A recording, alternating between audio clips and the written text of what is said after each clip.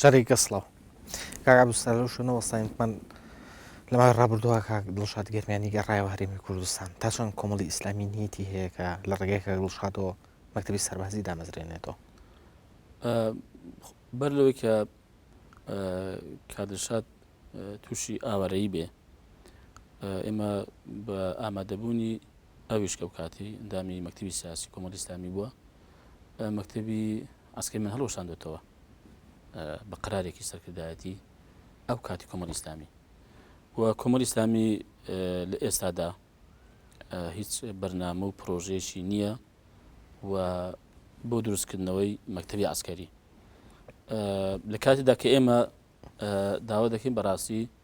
ئەو هێزی چەکداری کە هەیە لە هەرێمی کوردستان کە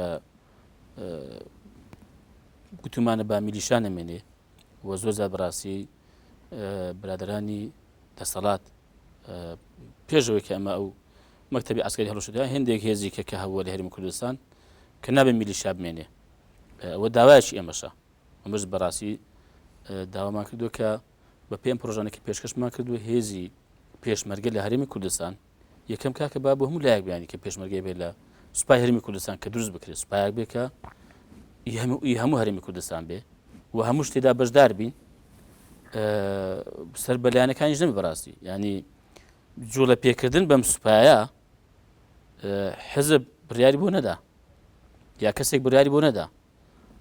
بەڵکو ئێستا ئەوە لەسەر برادرانی پارتیەکەتی پێویستەکە ئەم هەنگاوە بنێن کە ئەم هێزی پێشمەرگەکە هەیە وەک باسم کرد فراوان بکرێ لایەنەکانی دیکەش خەڵکی دیکەش لە هەرێمی کوردستان بەبێ تەسکەی حیزبی بەشداری تێدا بکە و یەک موسسەی گەورە بێک بە ناوی سوپای هەرێمی کوردستان و لەژێر چاودێری و فەرمانڕەوایی حکوومەتی هەرێمی کوردستان بێ. بەڵێ زۆر باش ئەگە بگەڕێنەوە بۆ کۆبوونەوەکەی سەرۆکی هەرێمی کوردستان لەگەڵ لایەنە سیاسیەکانە باسی وت کرد کە بەشێک لەو کۆبوونەوەی پەیوەندی بە گەشتەکەی سەرۆکی هەرێمەوە هەبوو بۆ ئەمریکا لە ماوەیە دەنگۆی مەسەلەی دامەزراندنی دەوڵەتی سەربەخۆش دەنگۆیەکی زۆر گەرمە ئایا سەرۆکی هەرێم هیچ زانیاریی لەو پارەیەوە دەرکان بۆیەوە بەر لەوەی باسی وەڵامی ئەومە بدەمەوە پێم وایە هەرێمی کوردستان ئێستا بە کۆمەڵی قەیران تێدەپەڕێ کێشەی حکوومەت و خەڵک کە خەڵک نیگەرانی ناڕەزایەکی زۆری هەیە لە ئەدای حکوومەت لە خزمەتگوزاری سادە و ئاسایی و تەبیعیەکانی خۆی و بەڕاستی کێشەیەکی کەمان هەیە کێشەی ئۆپۆزیسیۆن دەسەڵات ئەمەش قەیرانێکە وەک باسم کرد هەڵبەساندنی کۆبوونەوە پێنجقۆڵیەکان بۆ خۆی کاریگەری هەیە لەسەر ڕەوشی هەرێمی کوردستان لەسەر پەیوەندی سیاسیەکان لە هەرێمی کوردستان و ئەمە کاریگەری بۆ لەسەر پێکاتی هەرێمی کوردستانیش کێشەی دوو ئیدارەیمان هەیە لە هەرێمی کوردستان ئەمە قەیرانێکە بەڕاستی ئێمە 21 ساڵە پێدا تێدەپەڕین 20 ساڵە پێدا تێدەپەڕین ناکرێمە هەروە بمێنێتەوە و بە چارەسەر نەکراوی کێشەی بە دامەزاوەی نەبوونی دامەزراوەکان و دامەدەستگاکانی هەرێمی کوردستانمان هەیە ئێمە کۆمەڵی کێشەی گەورەمان لە هەرێمی کوردستان بێزگە لەو کێشانەی کە پەیوەندیان بە دەرەوە هەیە کێشەی هەرێم لەگەڵ حکوومەتی ناوەند کێشەی ئێمە لەگەڵ جار سنوورەکان وەک کۆماری تورکیا کۆماری ئیسلامی ئێران بەهۆی چەکدارەکانی پەکەکەوە چەکدارەکانی پژاکەوە ئەمانە بەڕاستی کۆمەڵی کێشەن ناوە لە کاتێدا کە پێت خۆش نییە نەویستراوە سەر هەڵەدەن و سەق دەبنەوە بۆیە پرسی بە دەوڵەت بوونی کوردستان یا هەرێمی کوردستان بە تایبەتی ئەمە بەر لەمە بەڕاستی هەنگاوی دەوێ بەڵێ بەشێکی هەنگاو واتە زەمینە سازی پەیوەندی بە ناوخۆی هەرێمی کوردستان و بە تایبەتی چارەسەری ئەم کێشە گەورانە هەیە چونکە ئەم هەنگاوە بە بێگومان بازی گەورە بەدوادادێ بازی چێ دەیدا دەبێت ئەم خەڵکە بیدا دەبێت خەڵک و جەماوەری هەرێمی کوردستان ئامادەیی هەبێ قوربانی بدە تەزهیە بدە زەحمەت بکێشێ و لەوانەیە کۆمەڵێک ئابروقەت بکەوێتە سەر سیاسی ئابووری لە زۆر لاوە بەڕاستی دەبێت زەمینە سازی بکرێت کە ئەم خەڵکو جەماوەری هەرێمی کوردستان هاوڵاتیای هەرێمی کوردستان متمانەیەکی زۆر بەهێزی بە دەسەڵاتی هەرێمی کوردستان هەبێ کە لەگەڵی بێ لەم هەنگاوانەدا کە دیارە بێگومان پێویستی بە ئەو ڕاپرسی و کۆمەڵێک ینی هەنگاو هەیە کە پێش بێکە قسە لەسەر مۆزوعی بکرێ بەڕاستی بەشێکی زمینە سازەکەی پەیوەندی بە دەرەوە هەیە بەڵێ پێویست دەکا کە پشتگیری و هاوکاری وڵاتانی دەرەوەمان زۆر پێویستە چکۆکو باسم کرد ئێمە ئێستا کۆمەڵە قەیرانمان هەیە لەگەڵ دەرەوە دڵنیام ئەم قەیرانە خەسر دەبێتەوە و تونتر دەبێتەوە سەر هەرێمی کوردستان وڵاتانێک کە دوای ئیتیفاقی ساکس بیکۆ کە خاچی هەرێمی کوردستانیان بەسەردا دابەشکراوە و کوردیان بە گۆشتی خێرە بەسەر ئەم وڵاتانەی دەوروبەردا دابەش کردووە بە ئاسان نەکدان بەوەدا ناهێنن کە دەوڵەتێکی کوردی دروست بێ ناو جەرگێک کە پەیوەندی بە هەموو وڵاتانەوەی دەوروبەرمانەوەیە کە کوردی ئێستا تێدا نیشتەجێن بەڵکو لەوانەیە کۆمەڵێک کۆسپ و پەرچ و لەمپەر و کێشەی گەورە گەورە بۆ ئەم قەزیە بێنە پێشەوە بۆیە پێویستی بە زمینە سازی هەیە پێم وایە بەر لەوەی کە بەڕاستی زمینە سازی بکرێ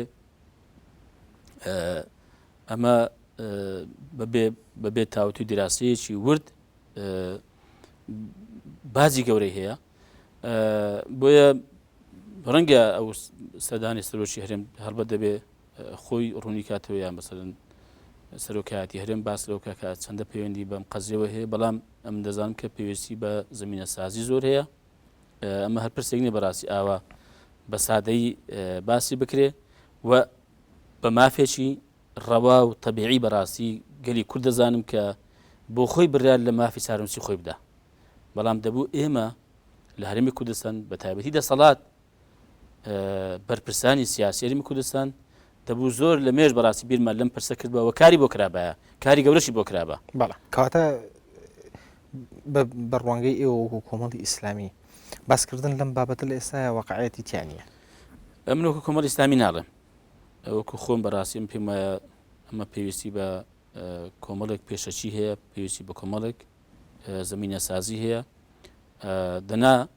ئەمە یەکێکە لە بەڵێ ئامانجەکانی کۆمەڵی ئیسلامیش کە باسمان کردو لە پەیڕەوی کۆمەڵی ئیسلامی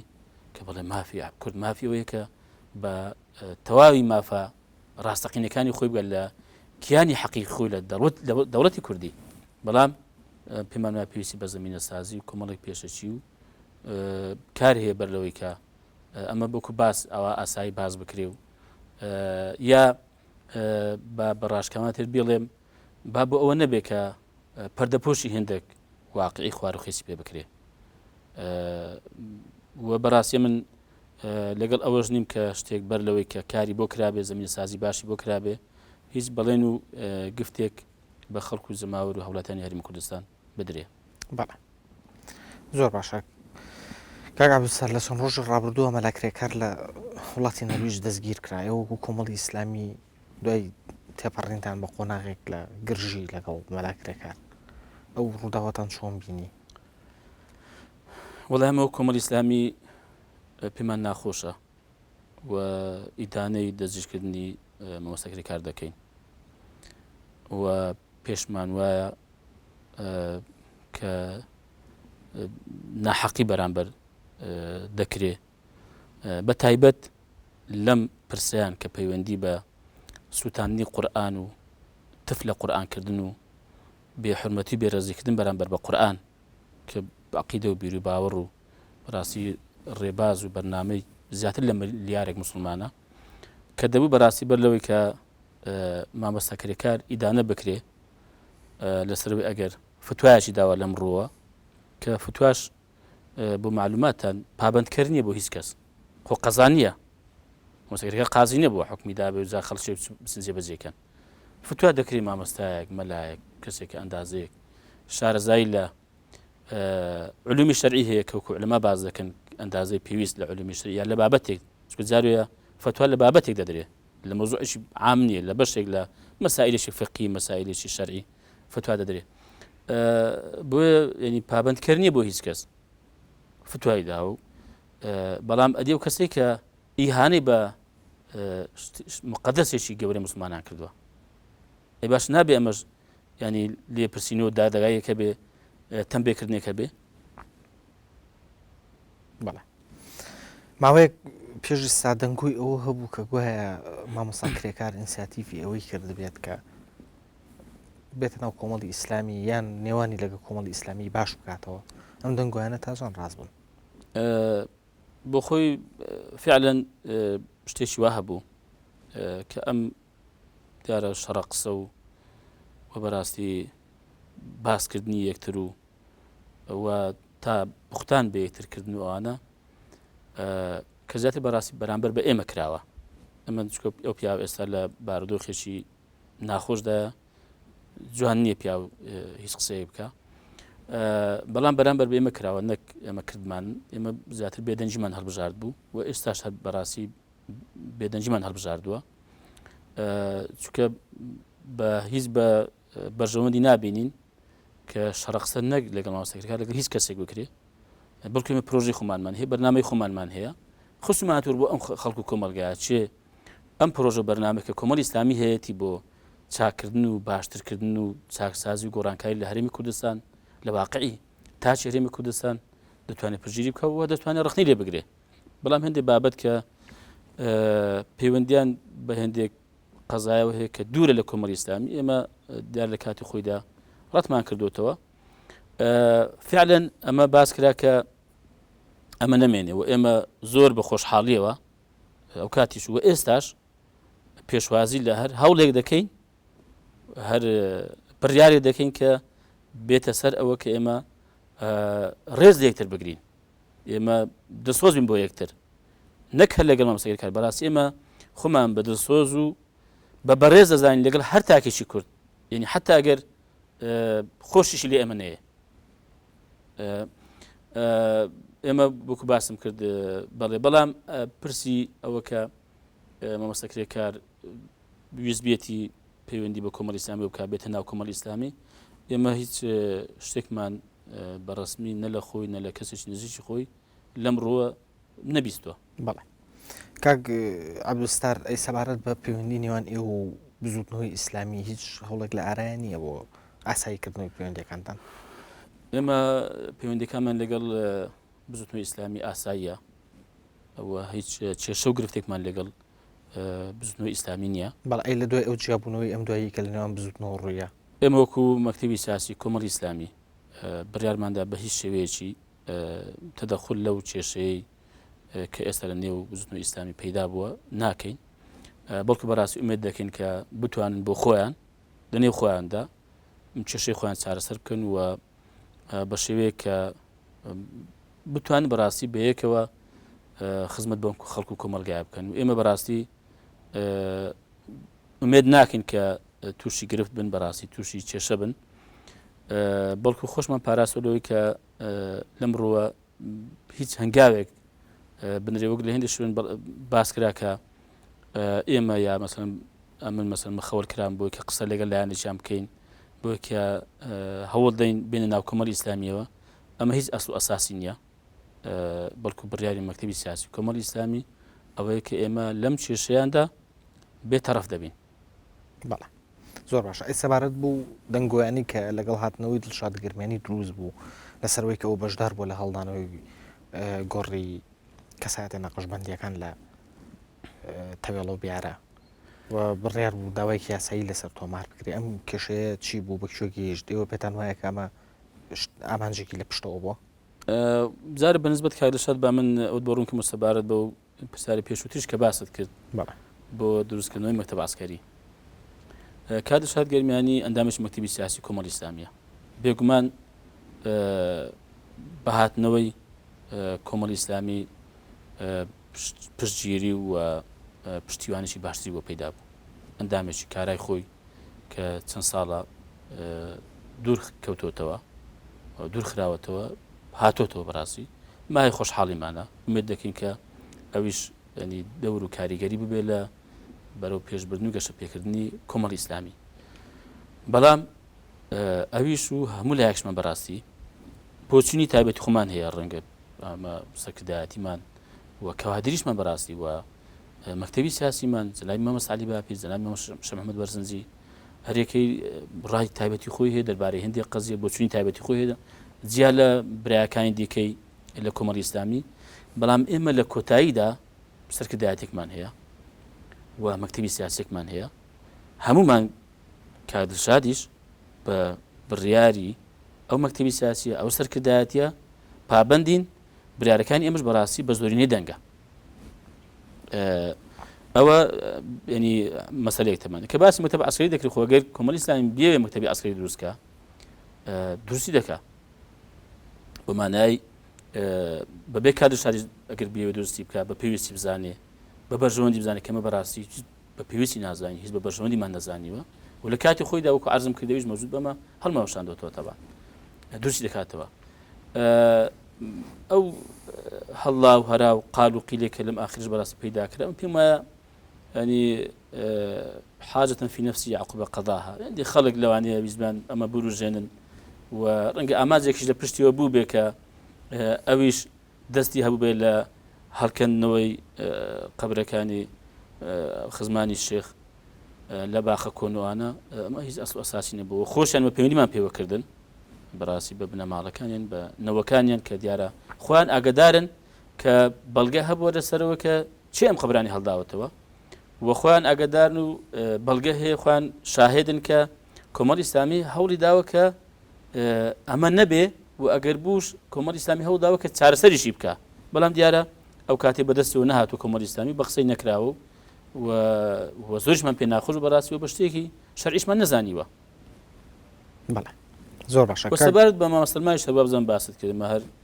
هەمان ئەوەی کە دەربارەی کادرشادی گوترا بۆ مامەسە سەلمانیش کە دیارە ئەویش ئەندامی ئەنجومەنی شوڕای کۆمەڵی ئیسلامیە هەر هەمان یاسا و ڕێسا و باس و خواسیش ئەویش دەگرێتەوە بەڵێ کاک عەبدولستار تا چەند ئەو ئەگەرە بەهێزەکە بۆ هەڵبژاردننی ئەنجومەنی پارێزگاکان ئێوە دوو حیزب ئیسلامیەکەی تر زودنەوەی ئیسلامی وێگرت و بێک لیست دابەزن وەڵای ئەم پرسە دیارە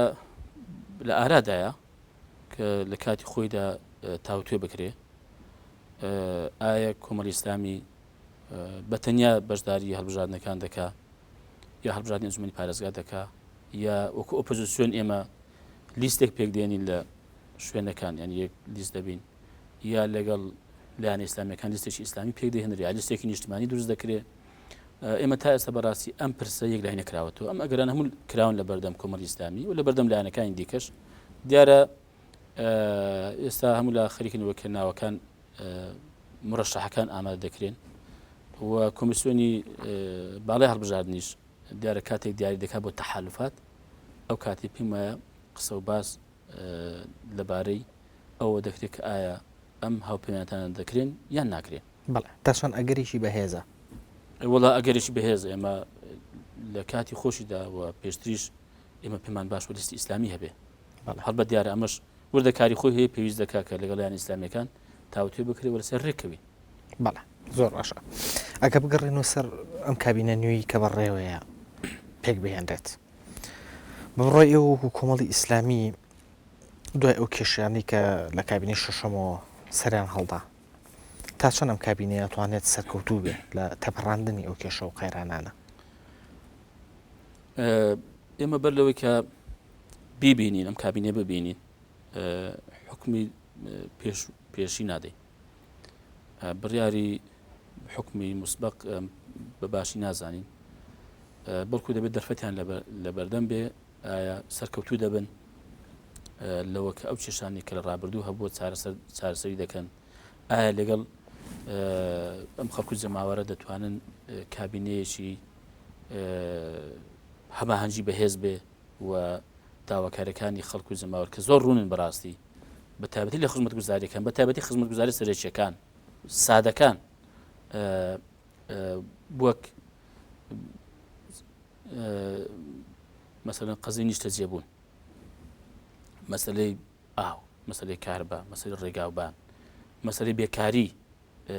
خزمەتگوزاری ئەساسی سەرەکی ئایا دەتوانێت مەسەلەن لەگەڵ ئەم خەڵکو جەماوەرە هەماهەنگی بەهێز بێ و خەڵکەکە فعلەن حکومەتەکە بە حکومەتێکی سەرکەوتوو بزانێ و لە ئادای ڕازی بێ لە جێبەجێبوونی داواکاریەکان مەتاڵیبەکانی خۆی ڕازی بێت لە حکومەت ئەمە قەزیەکە بەڕاستی ئایا ئەم حکومەتە دەتوانێت پەیوەندی دروست لەگەڵ لایەنەکانی ئۆپۆزیسیۆن بەمانەوە کە ئۆپۆزیسیۆن هەر ئۆپۆزیسیۆنە و ئۆپۆزیسیۆن لە هەموو وڵاتان بەڕاستی ینی ئۆپۆزیسیۆن برادێکی زۆر خۆشەویست نییە پێم وایە دڵسۆزە بەڵام دایمەن ڕەخ نەگرتن و باسکردنی کەم و کوڕی و گلەی کردن کەم وایە مەسن خۆشی بۆی پێی خۆش بێ بۆیە زۆر خۆشەویست نییە هەر خۆشەویست نیە وەڵا دەتوانێت مەسن پەیوەندێکی دروستە بێ وەکو باسم کرد ئێمە پەیوەندیمان لەگەڵ حکوومەتی هەرێمی کوردستان ئۆپۆزیسیۆن بوونە بەڕاستی بەڵام ئایەمە دەکرێت مەسەلەن بە شێوەیەک بین کە لەگەڵ هەردوو لایەن دەسەڵات ئێمە پەیوەندیمان ئاسایی بێ کەمە پێمانە پێویستە ئاسایی بێ پێویستە تەبیعی بێ ئایا حکومەت دەتوانێت ئەمە بکە ینی ئەویش بەوە کە بڵێ کاکە پارتی یەکێتی ئێوە حکومەت نین حکومەتان تەشکیل کردووە پەیوەندی خۆتان لەگەڵ ئۆپۆزیسیۆن دەکرێت زۆر ئاسایی بەڕاست دەکرێت بڕوا بکە دەربارەی زۆر پرس لە هەرێمی کوردستان هەڵبژاردنەکان ئەم دوو حیزبش بێن قسە لەگەڵ ئۆپۆزیسیۆن بکەن ینی بۆ خۆیان ینی لەم قالبە ڕزگار ناکەن ینی هەر ئەو خۆی پێ دەسەڵاتدار و ئەمش پێم عارەزە بێت لە هەموو حاڵەتەکاندا حکومەتی هەبێ یان نەیبێت تەبان ئێستا بۆ من کێشێکمان لەگەڵ حیزبی سوسیالیست نییە حکومەت نییە پێم وایە دەبێت بەڕاستی لەگەڵ پارتی یەکێتیش بەم شێوێ بێ ئایا دەتوانێت حکومەت دەتوانێت ئەمە بکە حکومەت دەتوانێت قەنەعەت بە ئۆپۆزیسیۆن بکە کە هەڵبژاردننی ئایندا بە تایبەتی دروستنی ئەو کۆمیسیۆنی هەڵبژاردننی کوردستان بەڕاستی ئێمە بە زەرورمان زانیوە بەڵام بە شێوەیە کە لەسەر ڕێکەوین بە سازان بێ ئایا دەتوانرێ مەسەلەن ئەم هەنگاوە بنرێ ینی بەمە سەرکەوتوو دەبێت لەوە کە مێژوویەکی پرشنگداری بە خۆی تۆمار کردووە هەڵبژاردنێکی خاوێن کراوە هەڵبژاردنی شەفاف کراوە خەڵک زۆر ئازاد بووە ئەو کاتی ئۆپۆزیسیۆنیش پاش ئەمە قسەی نابێ ینی ئەمە ئۆپۆزیسیۆنی ئێستا دەڵێن ڕەنگە کاتەی پارتیویەتی ئۆپۆزیسیۆن بن ئێمە قەزەمان کێشەکەمان کار ڕێبوار پێمان لە هەرێمی کوردستان کێشەمان سیستەمە ئێمە دەمانەوێت سیستەمێک هەبێ بۆ هەموو لاوەک یەک وابێ جناب فەرمووت پەیوەندیتان لەگەڵ بزوتنەوەی گۆڕان پەیوەندیمان دەمانوێت سیستەمێک هەبێ لە هەرێمی کوردستان سیستەمێکی مەدەنی کە بتوانێت بەڕاستی بۆ هەموو لاوەک یەک وابێ یاسایە قەزایە پەرلەمانە حکومەتە کاکە لە یازر باشە بە خودای لە وڵاتان ئەمە نییە لە یازر لە پەرلەمان بە عەقڵەتی حزب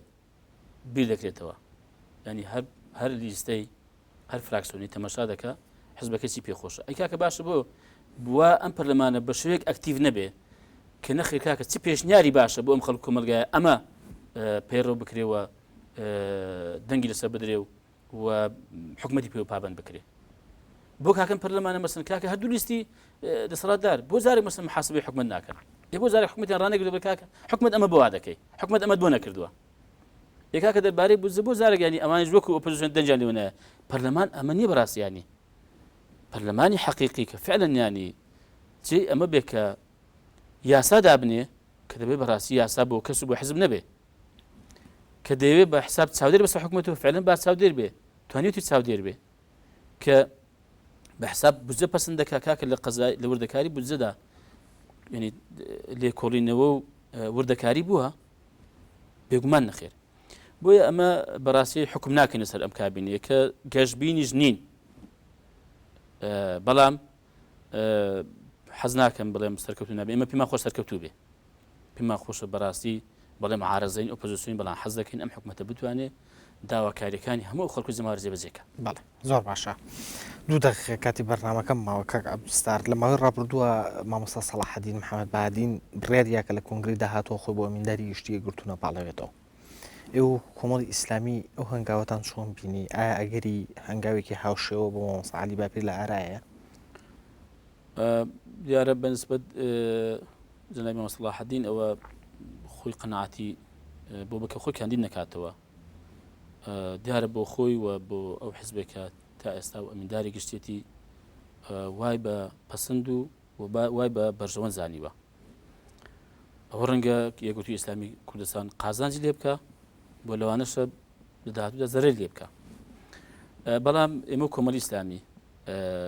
بەڕاستی بڕۆمە بە لاساییکردنەوە نییە هەر لە بەرەوەی مەسەن فڵان کەس ئەم هەنگاوەینە با ئێمە ژواب بکەین پێمان وایە بەڕاستی واقعی هەرێمی کوردستان و کولتور و سەقافەت و نەریت و دابوو نەریتی هەرێمی کوردستان عقلێتی خەڵکەکەمان بە شێوەیەکی گشتی هەمومان بە شێوەیەکی کە بڕەنگە زیابێ لە هەندێک وڵات لە وڵاتانی جیهان ئەمە نابێت چاولێکەری بێ چونکە لای هەزار لە هەرێمی کوردستان سەرکردا شەخص کاریگەری خۆی هەیە لە کۆمەلگادا بووە لە سەرپەرشتیکردنی حیزبدا لە بڕیاردان حتا بەڕاستی بۆ گەشتە پێکردن و گەورەکردنیشی بۆ نمونە مەسەلەن ئێستا جەنابی مام جەلال سکرتێری گشتیی نیشتیمانی کوردستانە کە بەڵێ تەمەنێکی زۆریشی پەیدا کردووە و نەساغیشە بەڵام ئەگەر ئەو نەبێیەکی نیشتیمانی کوردستان چی بەسەردێ کۆمەڵێک لێکدانەوە هەیە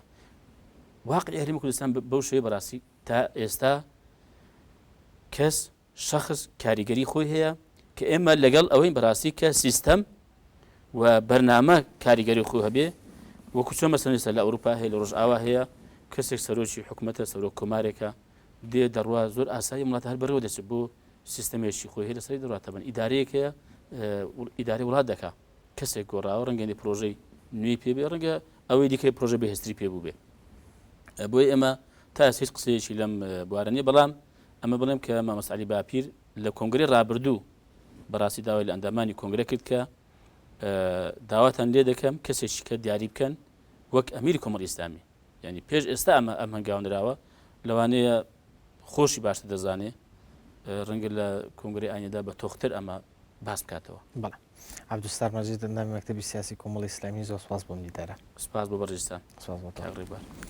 بەڕێزان چاپێکەوتنیم هەفتەیەمان کۆتایی هات تا بێگەشتنوویەکی تر لە شادی دابن. بەس خۆش. سلام